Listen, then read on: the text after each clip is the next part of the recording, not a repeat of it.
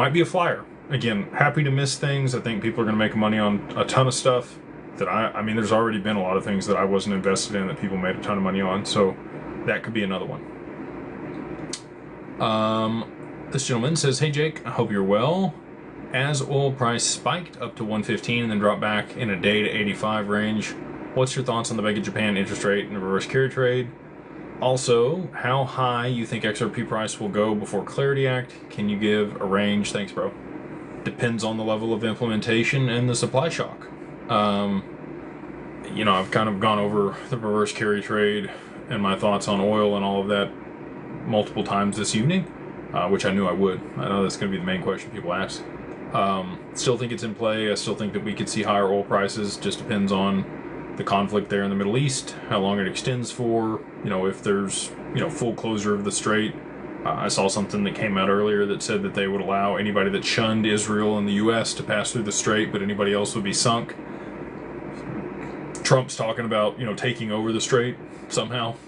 We'll just have to see how things play out, but I'm confident that this is all orchestrated to get the result that we're looking for. And I do think that that will happen before the Clarity Act. I think that it might be right before. So, you know, other people are like, well, it happened because of the clarity. I think you're going to see price move substantially before we actually see Congress pass that. Okay? So that's my claim. Now, is it minutes before? Is it hours before? Is it days before? Is it weeks before? I don't know. Okay?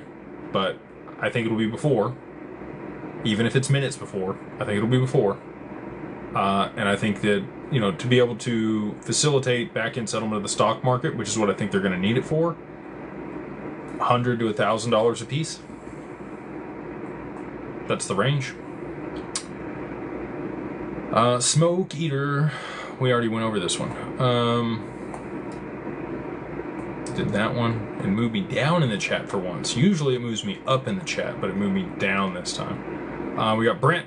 He says, hey Jake, with Ripple's amendment to have their own interest product with lending to be competing with yours.